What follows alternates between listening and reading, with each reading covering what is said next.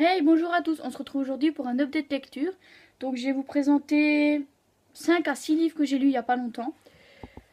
Donc pour commencer, j'ai lu Temps de Lune de Céline Mancelon. Et ce livre, en fait, j'ai eu extrêmement du mal à le terminer. C'est-à-dire que quand je me suis lancée dedans, je me suis dit ça va, je vais le lire très vite.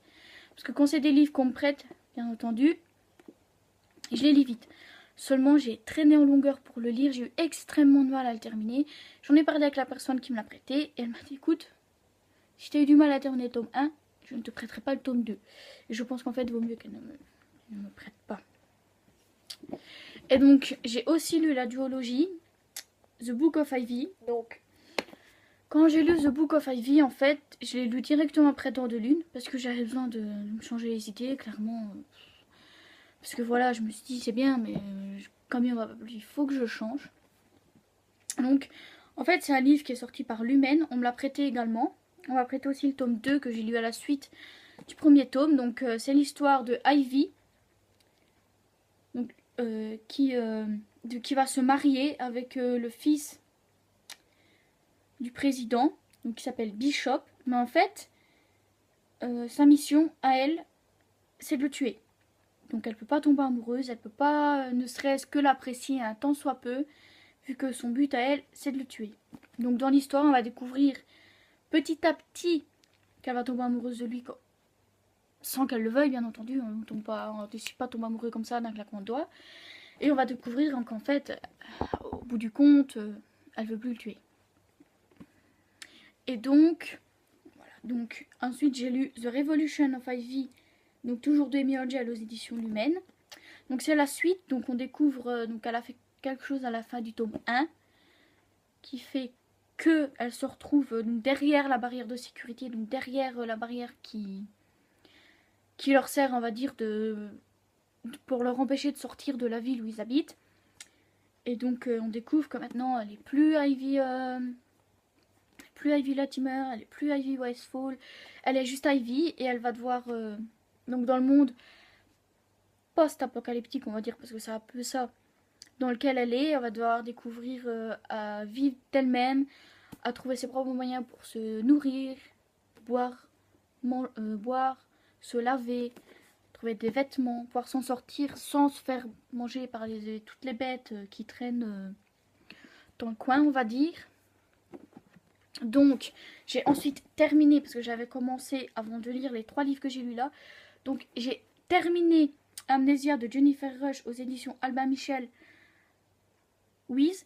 Donc, c'est l'histoire de Anna, qui est la fille d'un scientifique et donc, qui abrite 4 garçons dans son sous-sol, qui ont été génétiquement modifiés pour être plus forts, plus rapides et plus intelligents, et qui ont été rendus amnésiques volontairement, bien entendu. Enfin, on découvre plus tard que c'était volontaire, on s'en doute un petit peu. Et puis un jour, l'agence pour qui ils ont été enfermés décide de les reprendre, et le père d'Anna, en fait, va leur dire « Sauvez-vous. Vous prenez Anna avec vous et vous vous sauvez.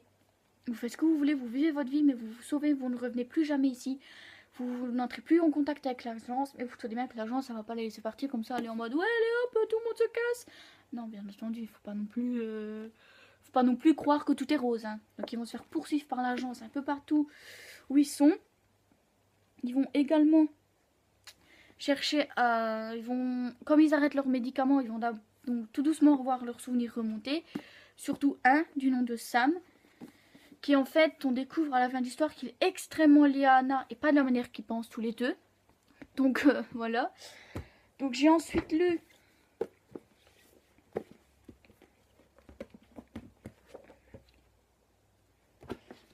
il est là. Donc j'ai ensuite lu Everything Everything de Nicolas Yoon. Donc en fait, quand j'ai lu l'histoire, je me suis dit en fait, je la connais déjà parce que j'ai vu le film. Mais je sais pas, je me suis sentie plus plongée dans l'histoire que dans le film. Je veux dire, dans le film, tout se déroule très vite en fait, tout. Parce qu'en 1 heure et demie, tout doit se dérouler. Ce qu'elle vit en. Quoi 5, 6 mois. En fait, c'est. Ouf, c'est vraiment, on va dire. C'est pas un coup de cœur non plus. Parce que. Voilà, c'est pas un coup de cœur non plus, mais j'ai beaucoup apprécié le livre. Et en fait, quand j'ai terminé, je me suis dit, quoi? Déjà? Je peux pas l'avoir déjà terminé, c'est pas possible. Bah si, j'avais déjà terminé. Et donc juste après, j'ai lu Le Labyrinthe de James Dashner aux éditions PKJ. Donc je les ai achetés en format poche, parce qu'ils coûtent beaucoup moins cher. J'ai acheté quoi, 8 € à peu près.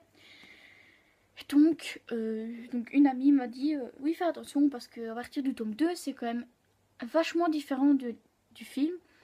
Mais je me dis que de toute façon, il vaut mieux que je me fasse mon propre avis. Et c'est vrai qu'il y a quand même beaucoup de choses qui diffèrent par rapport au film.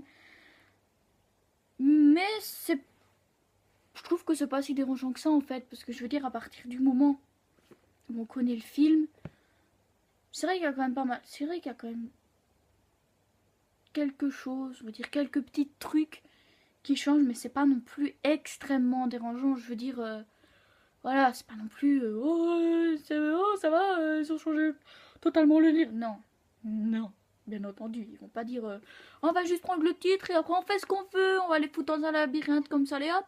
Non, faut arrêter un petit peu, voilà, voilà.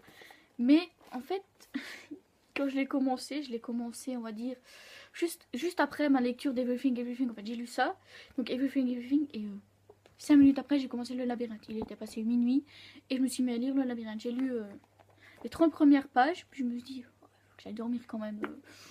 On va pas exagérer, j'ai besoin de mes heures de sommeil. Donc, voilà. Et puis, en fait, la journée est passée, je me suis concentrée, parce que je regardais Pretty Little Liars, donc forcément je lisais pas. Et puis je me suis mis le soir dans mon lit, je me suis dit, mais j'ai envie de lire le labyrinthe. Et donc, j'ai lu le labyrinthe. Je l'ai terminé ce jour, le même jour, en fait, ce jour-là. Enfin, non, on était passé la veille, le lendemain, mais il était passé minuit aussi quand j'ai terminé. Ouais, il était passé 1h30 du matin même, je pense. Et en fait, quand je l'ai lu, je me suis dit, mais what? Je me suis dit, il faut que je sache la suite, en fait.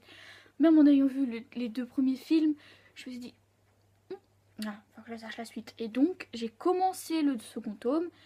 Mais comme il n'est pas terminé, je ne peux pas vous présenter. Et donc voilà, c'était mes dernières lectures. Et je vous dis, donc on se retrouve, je vous dis au revoir et on se retrouve bientôt pour une nouvelle vidéo. Bye bye!